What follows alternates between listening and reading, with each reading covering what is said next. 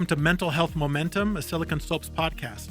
I'm your host, Dr. David Morgan. I'm a licensed psychologist and the Director of Mental Health Awareness at Silicon Slopes.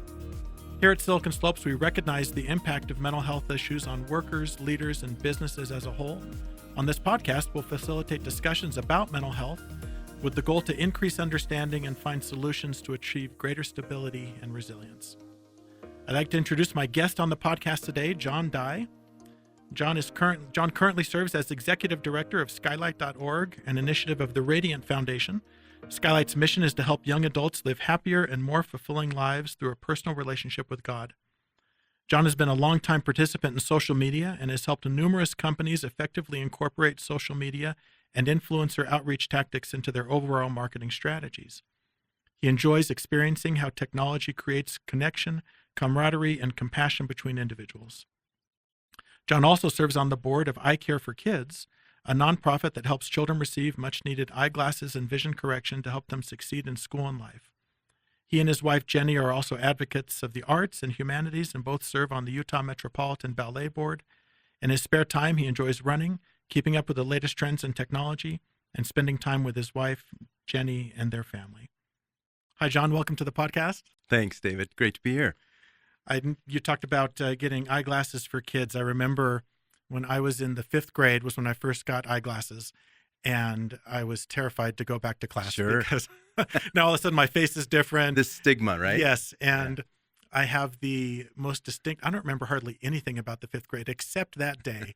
I walk into the room, and one of the students there who had eyeglasses as well, he looks at me and says, "Welcome to the club." And that's all it took. And I just felt comfortable from then on wearing my glasses. Okay. And then 10 years ago, I got LASIK, so that was good. But anyway, when I read that, I thought, I got to tell my eyeglass story. You had the 5th grade eyeglass story. The 5th grade eyeglass story. Yeah. Well, John, tell the listeners a little bit about yourself before we get started. Yeah. First of all, thank you for the bio. As I listen to you read that, I'm more of a marketer than somebody that's involved in mental health, honestly. But I love the passion and the mission of the Radiant Foundation. I've done a lot locally. You might have heard of Light the World and other initiatives that are out there. I was integrally involved in those and love bringing light to the world. And that's what I love about this is the rising generation. We know that there are issues. We'll talk more about that, but I'm trying to use my marketing background to really let them know that there's a higher power that cares about them, and that's in that variable in that equation of health and happiness. I believe has to have that variable of a higher power to really have that centeredness that we're all seeking for. So anyway, we'll get into that more. But great family. I live in Provo, as we talked about earlier. That's right. Me too. Just love this area and love what Silicon Slopes is doing. Thank you for starting this. Much needed. Very much needed. So thank you for your effort. Thank you. Yeah, I 100% agree. There's the challenges that are being faced, particularly by youth today, are different than any other generation that's preceded them because of mental health issues, because of social media, and we're connected in ways that we've never been connected in before, but it's also creating disconnects. You and I are about the same age. I remember playing outside until it was dark, Absolutely. There was a light that had an electric eye on it, and that was the signal. When that light came on, you had to went come home. Yeah. Yes. And I don't think that we need to return to the 1980s. I don't think that's the point, but we need to learn how to make sure that we're dealing with today's issues today. And I think it's just going to take some time and conversations like this, people actively talking about it and saying, okay, how can we best help people today? Absolutely. You mentioning that, it reminds me of, have you read The Anxious Generation? No, but my son and daughter-in-law both said I need to. Oh, so I'm in the middle of it now, and it is wonderful. So Jonathan Haidt wrote it, and he's talked about the coddling of the American mind, I believe, and some other things in the Atlantic. But he basically says that exact same maxim, which is we're less worried about people's virtual life, specifically those of the rising generation, and we're more coddling them from a real world perspective. Yeah. Like some of those things, we used to have those merry-go-rounds, right? You get kicked off and you'd come home and you'd have scratches and sometimes blood and other things, but it taught you to to work it out with others, right? Sometimes you don't always get along, and those play rules that you create help you learn some things that Right. you need for real world when you're an adult. So I think sometimes, yeah, we coddle people too much, and we've got to be careful about that. And I think that comes from a good place. I think, you're a Absolutely. parent, I'm a parent, and we know that it's, we want our kids to have the best things. We want them to be as comfortable as possible, but we have to balance that with what we know is coming their way when they become adults and how they're going to be able to manage those things when there's not a trophy at the end of everything, Yes. or people stop cheering for you. It's just the way it happens. You do your job and no one really says anything. Your paycheck, I guess, is your reward Yeah, for exactly. that. Exactly. And so I think we will find balance. I Mhm. think it may take, it'll definitely take years. It may take decades, but I think we'll look back and we'll go, remember that time when we were having all these troubles and then we finally figured it out. We So, ironed it out. Yes. like you mentioned, you don't really have any formal experience in mental health, but obviously you have an interest in it. Are there any things in your life that have kind of drawn you to that's got you interested in these topics? Yeah, as I think about my journey to where I am today, a lot of it is just being very interested, I think, in the rising generation and making sure we can impact them in a positive way. There are people in my immediate family that deal with mental health issues, and I think we all do at some Yeah. extent, but how you learn to deal with them and cope with them and work through them, I think is key. But so I think personal experience with some, and also just really desiring that the things that I'm seeing out there, and from a generational perspective, if we don't get in front of this, it really could be tough for this rising generation. We specifically at Skylight.org work with Gen Zennials. So we consider those individuals between the ages of 18 to 35. And when you think about those people that fit within that age range today, by the end of this decade, they'll make up 1 out of every 3 workers in America. And again, can you imagine the exacerbation of issues if we can't get in front of this tidal wave potentially of mental health maladies, the anxiety, the loneliness, the self-esteem issues, the sleep issues, all of these Yep. compounding. So you know this better than anyone, I'm sure, but I'm saying, what can I do as an individual, and what can we do as an organization to really get in front of this? That's awesome. Yeah, I think anymore, any given individual has either had their own journey with mental health or is closely associated with someone who has. Yes. But we're no longer 6 degrees separated from someone. There's probably no one, at least in the United States of America, who's saying, mental health, really? I've never really encountered anything like that, or don't know anyone who Right. has that. And that may have been the case 50 years ago, Exactly. but that's not the case now. And the beautiful thing, you alluded to this, but it used to be kind of taboo Yeah. to really say anything or to mention that. But I love the fact that it is much more socially acceptable to say that you're struggling with it, or someone is. Yeah, I love that. And I think that that's going to make a big difference, especially as we, like say, as we can elevate the conversation. And then when people say, it's okay to say that I've got this condition. Yeah, yeah, absolutely. Absolutely. So how do you think that mental health kind of intersects with different aspects of our lives? I mean, you talked about kind of the relationship with a higher power, which is God for some, which is nature for others. It just depends on the person. But in your experience, how does mental health intersect with like our physical health and our relationships and work, those sorts of things? Yeah, it's interesting because when you think of holistic health, or the wellness of a person from a holistic perspective, that's, I believe, one of the key areas, right? You mentioned physical, mental, emotional.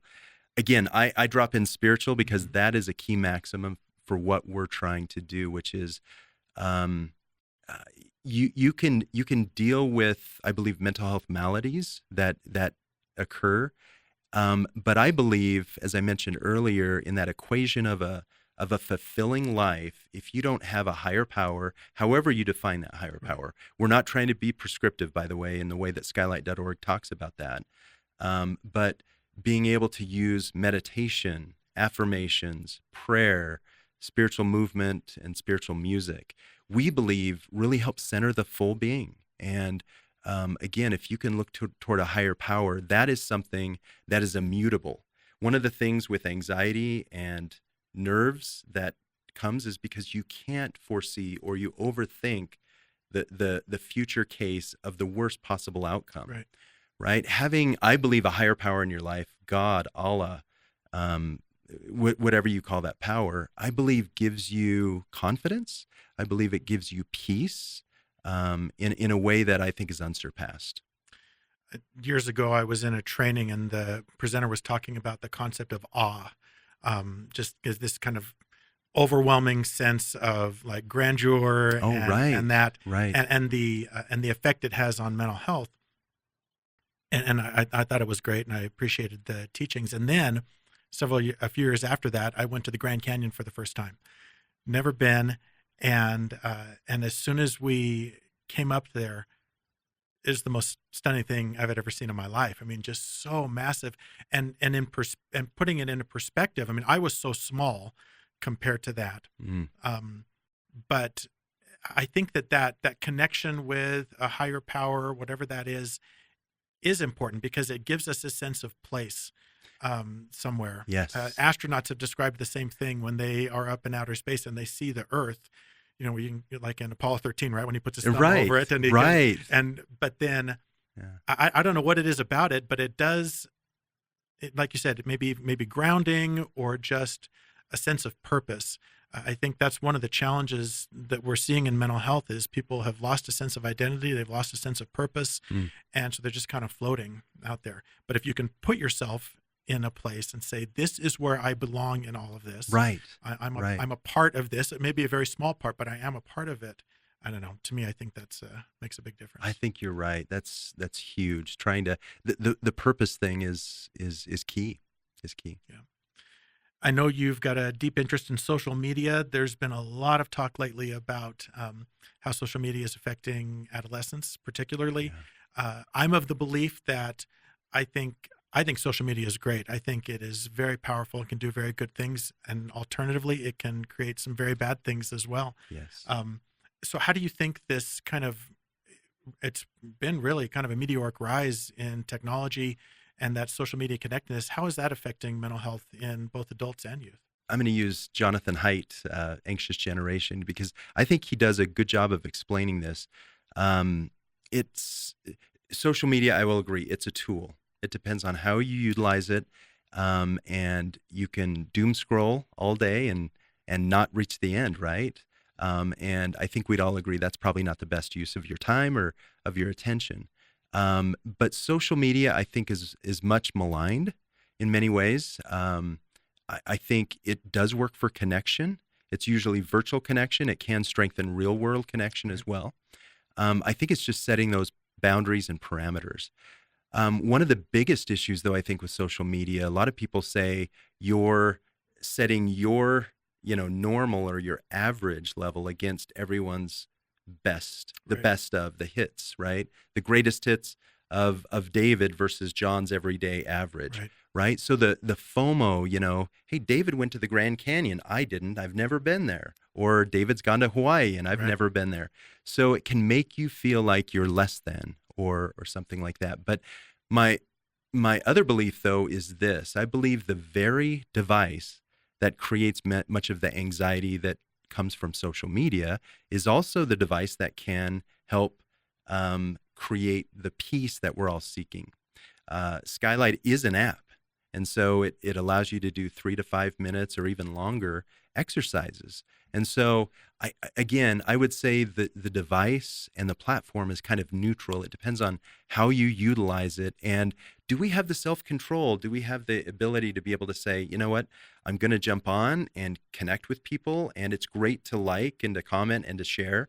But at the same point, it's like I have a real world experience that I need to have. I can't be around the kitchen table with my full family, all of us looking at our devices, doing different things, right? There's a chance, there's an opportunity to connect, and we need to do that.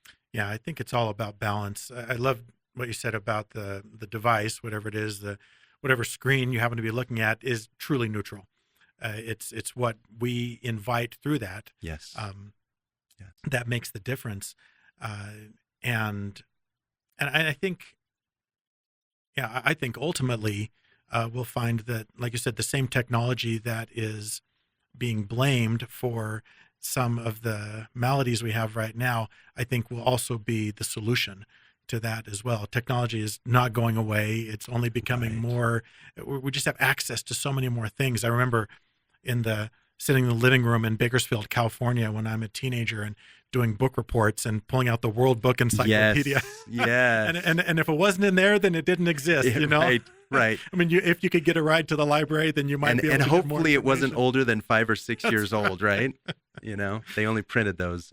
And now all the information is out there online. But the challenge is everything's presented as if it's sanctioned, factual, as if it's right? factual, Yeah, right? yeah. And so it's more incumbent upon us. I mean, I could pull from the encyclopedia, and we could be reasonably sure, probably very sure, that information was accurate. But anyone can set up a website and put information on there, and it can look very, very sophisticated, but it may not be accurate. Absolutely, yeah. That's one big thing that we as a culture, as a society, are trying to figure out. How do we work through that? Because you're right, everybody has an opinion, everybody has a voice, and right now we've democratized that information where literally you could be as popular as CNN in your opinion, or more popular based on how many people have seen your content. How many people have seen your content? Yeah. One of the things as well with mental health, at least in my experience as a psychologist, is the way that our beliefs affect the rest of our lives is massive. And the information that we consume then either supports or modifies or discounts our beliefs. And if we believe things that are untrue, then we're going to have an emotional experience that is usually less positive than we could otherwise have. And so getting access to correct information, anyway, it's critical. And so, and like I said, the screen is going to be the vehicle for that. And then it's just depending on where we choose to drive, right? Exactly. Yeah. Exactly. Regarding mental health in the workplace, what do you think can be done to kind of better address this? Yeah, this is a very good question. You know, I just got off the phone this morning with a Fortune 100 company who is looking potentially at utilizing Skylight for their workers. I love the fact that I would say many organizations have taken it upon themselves to say, we want to help the whole person. We realize that how David does at work is conditioned not only by his competence, but also his character and what he has behind him from a support perspective. So I love the fact that they're doing that. Many companies are looking at that now. So we know it all ties to the bottom line. At the end of the day, for corporate America, they need it to impact their bottom line. And I don't malign them for that, because at the end of the day, if you don't make money, you can't support people. Right. But at the same time, I love the fact that they're looking at that, and individuals, I think our situations are becoming much more complicated. Things are changing. I think people of all generations would say it's uniquely interesting, this age in which we live. And so I love the fact that companies and corporate are looking into that. Most of them are supporting it, I'd say, in a way that's unprecedented. And again, this very podcast shows that we've got to address this topic because, like I said, 1 out of every 3 Gen Zennials, they will be in the workforce by the end of this decade. And if we don't find some way to overcome, or I won't even say overcome, I'll say iron out or work with, manage the things that we're facing, it will impact not only the individual and not only the company, but society at large. Yeah. And I think that's important that we really get in front of this train and effectively manage what we have. So I love that people are talking about this, though. Like we said earlier, it's something that the taboo, it's not there like it has been in the past. Well, and there's, like you talked about, these Gen Zennials who are going to be in the workforce, and then 20 years later, they're going to be leading the workforce, right? Exactly. They're going to be the CEOs and the leaders of businesses. And I think, so we're starting to see that shift, and I think that will only continue. People my age and older, like I said, growing up in a different time. I remember seeing a meme with a guy that's throwing his kid into the pool, and the kid says, "I can't swim," and he says, "Well, not with that attitude, you can't," right? And that's the way it used to be. That's the way we, yeah, exactly. That's yeah. how, and things have shifted from that. Yeah. For better or for worse. I don't know if it matters at all, but it's something that we're definitely going to look at. So yeah, I appreciate that as well. I think it's a great time to be in business and to talk about that. The other thing is, like you talked about the bottom line, and 100%, that's critical in business. And I heard someone talking the other day about were they concerned about the price or the cost? And he went on to explain that. And the price was doing something like, instituting Skylight or putting in some sort of mental health mechanism in their business. And that's the price. It's going to cost a certain amount of dollars. The cost is what happens later. And if you don't do that, then what is the cost in terms of lost productivity or, voluntary turnover, those sorts of things. Yes. And guaranteed that those costs are going to massively outweigh any sort of preventative price that's spent up front.